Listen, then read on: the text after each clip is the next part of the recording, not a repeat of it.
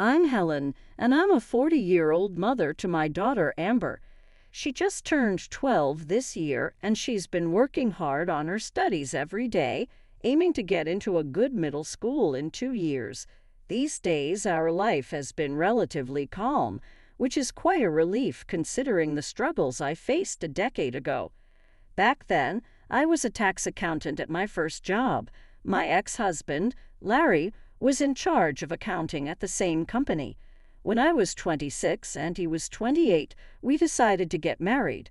Larry had been living with his mother since his father had passed away a few years earlier. Before we tied the knot, I asked him, "If we get married, will we be living with your mother?" He assured me, "No, she wants to live comfortably on her own." I was relieved to hear that because I really wanted to avoid living with my mother-in-law. Naturally, I wanted Larry nearby since he was her only son, but sharing a home with his mother would have meant no privacy. Larry's mother had said, "I'd be happy if you could just live close by." I agreed that maintaining privacy was important and that it would be comforting to know we were close enough to help each other out if needed. Larry promised his mother would not be a burden since she wasn't that old yet. At the time, I thought I could handle a mother-in-law like this. However, just a month after we married, my mother-in-law started invading our personal space without hesitation. It all began with some delicious crab she wanted to bring over from a relative. "I'll bring it over so we can have crab dishes together tonight," she said. The way she phrased it made it impossible to refuse. My mother-in-law also had a habit of heavy drinking. She instructed us to have whiskey, wine, and beer ready. I thought this might just be an occasional family dinner, but I was too naive. After more than 3 hours of eating and drinking, my mother-in-law got quite inebriated and collapsed on a living room couch. After having a substantial meal, she went home, but the next morning, she started making excuses to visit us often. Her visits became more frequent, and she became increasingly bold. She would call and demand things like, "Helen, have you decided on dinner yet?" "Yes, I was just about to start making it." I would reply, "Well, I just got home from spending the day out with friends, and I'm starving. Is it all right if I come over and have supper with you tonight?" I hadn't made anything and only bought enough ingredients for 2 people.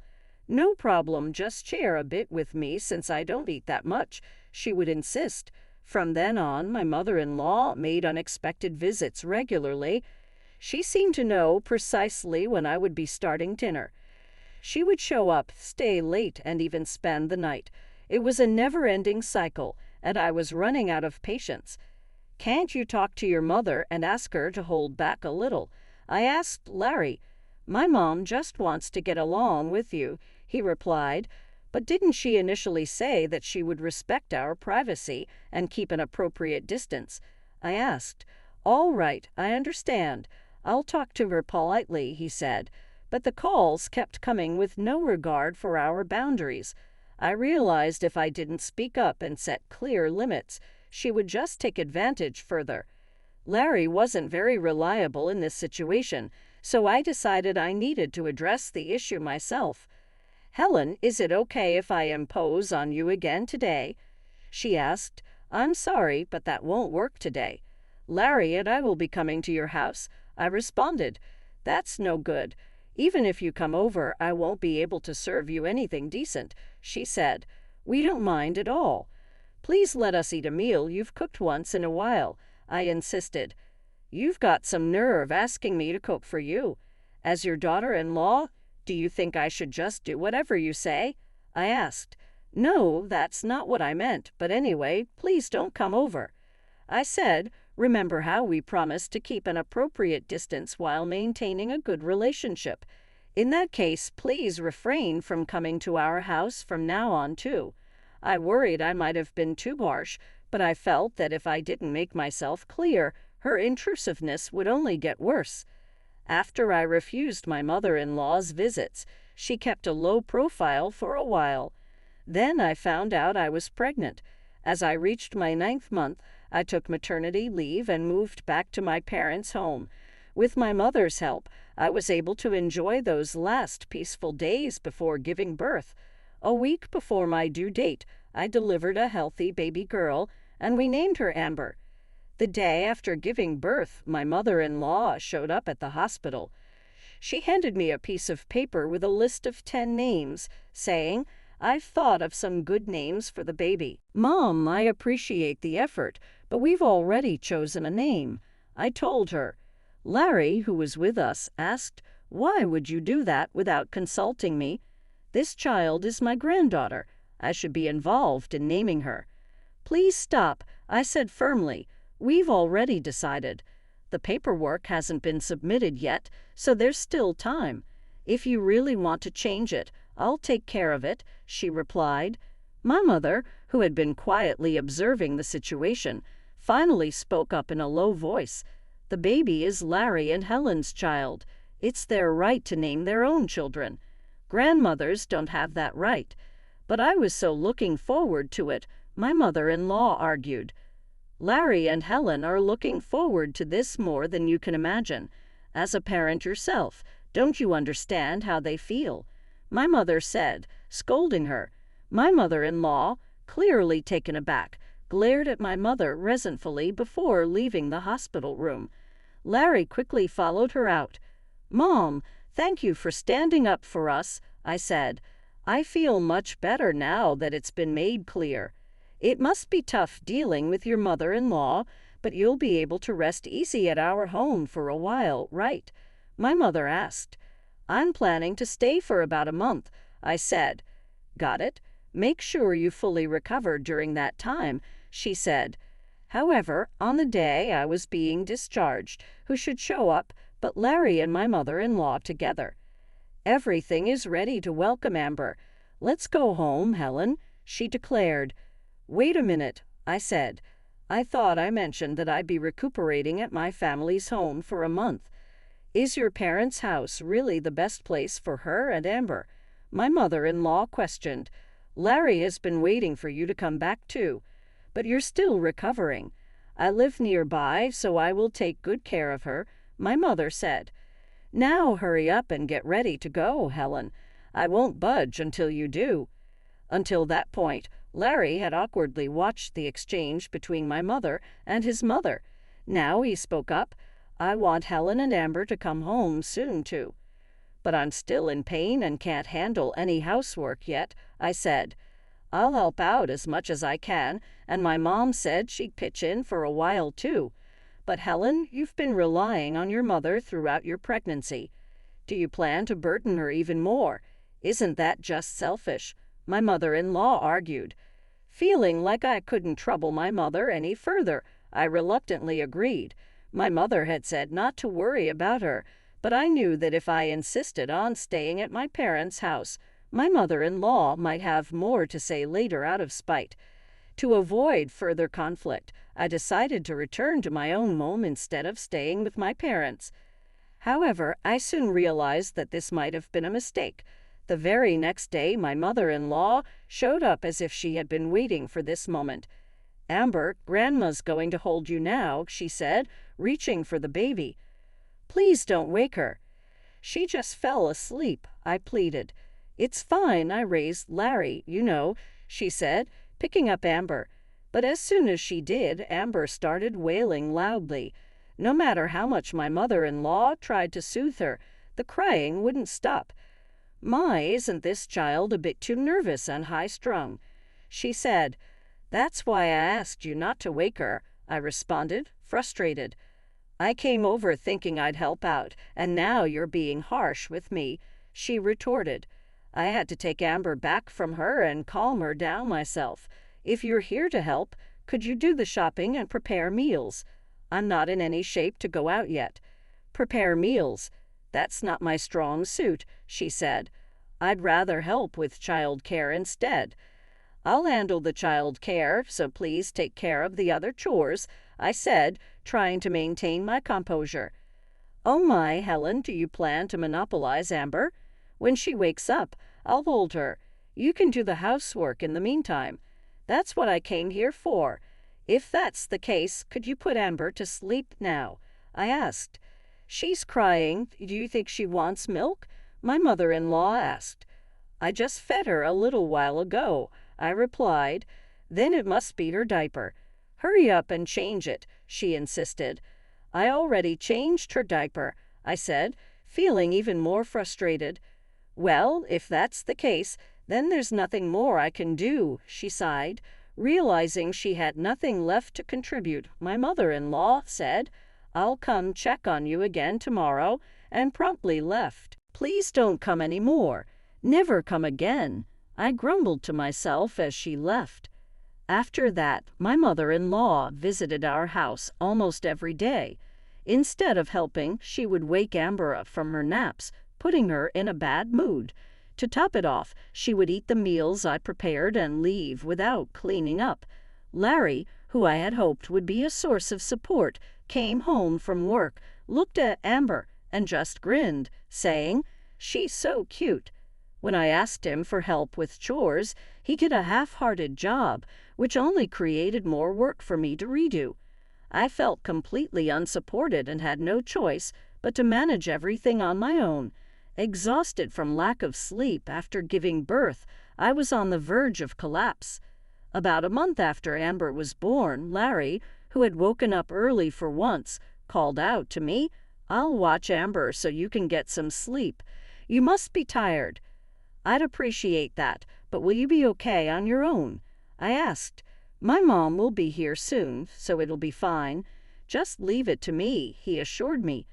Despite my doubts, I decided to rest as he suggested. About an hour later, I heard Amber crying. Either Larry or my mother-in-law should have been soothing her. I tried to go back to sleep, but the crying grew louder and more intense. I jumped out of bed and headed to Amber's room.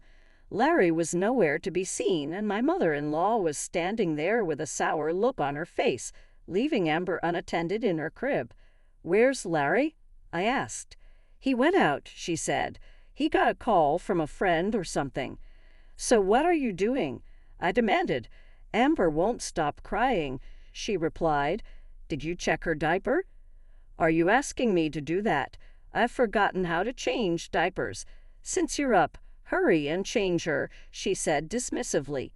Frustrated with myself for leaving it to them, I changed Amber's diaper and soothed her. She began to fall asleep comfortably in my arms. Oh, her mood improved. "Here, hand her over," my mother-in-law said, taking Amber from me. So began another round of her holding the baby. Feeling it was pointless to say anything more, I started washing the dishes Larry and his mother had likely used. Just then, Amber started fussing again, and my mother-in-law frantically tried to calm her. "It's Grandma, Amber. It's Grandma," she repeated, but Amber wouldn't stop crying. When my mother-in-law started rocking her vigorously, Amber's cries grew even more intense. I tried to take over, but then something unbelievable happened. Larry came home and, hearing Amber's cries, his frustration boiled over. "Why are you always crying?" he snapped. "Your night crying is annoying too." "Shut up!" My mother-in-law, becoming genuinely angry with the 1-month-old baby, yelled, "Shut up! Shut up!" and began hitting Amber on the head. "What are you doing? Stop it!" I screamed. "I'm punishing her because she won't listen." "Look, she's quiet now," my mother-in-law said. But as I looked at Amber, her head and limbs had gone limp. She had probably lost consciousness. I quickly grabbed Amber from my mother-in-law's arms. "What the hell are you trying to do?" "Kill Amber. If anything happens to her, I won't forgive you," I shouted, my heart pounding. I immediately called for an ambulance. Seeing Amber's lifeless form, my mother-in-law seemed to realize the gravity of the situation. I got into the ambulance with Amber, and we rushed to the hospital. Amber was hurriedly taken into the examination room, while I overheard my mother-in-law telling the nurses something. I turned my back for a moment, and she fell out of the crib. "Please help her," my mother-in-law lied. "Why are you lying like that? You hit her," I protested, but now wasn't the time for arguments. About an hour later, the doctor came in with some news. Your daughter has shaken baby syndrome. She vomited afterward and had a seizure, so there's no doubt. Has she regained consciousness? I asked anxiously. There doesn't seem to be any impairment of consciousness. Her EEG was normal too. She's in a state of normal sleep right now. If she rests a bit, you should be able to take her home today without any issues. Oh, thank goodness. Just to confirm, though, you said she fell out of the crib. Is that true? I asked, hoping for clarity. What do you mean? The doctor replied, shaken baby syndrome doesn't occur from something like falling out of a crib. It only presents if the head is violently shaken or struck hard. Then it was my mother-in-law's fault, I said, feeling a surge of frustration. I saw her hitting Amber on the head because she wouldn't stop crying. My mother-in-law suddenly interjected, Is that true, doctor? No, I did no such thing, she protested. The one who did it was.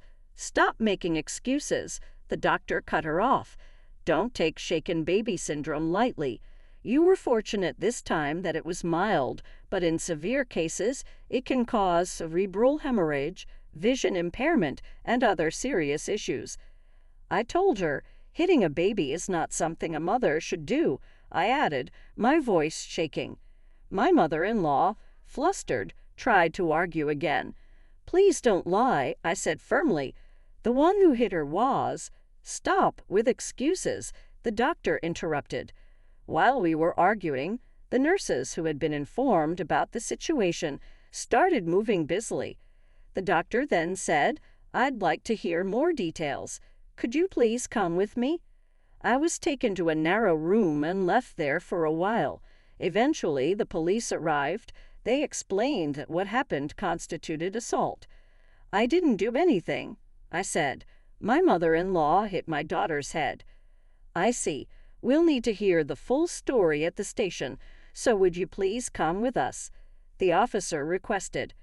I tried to stay calm, feeling that making a scene would only bring more criticism my way.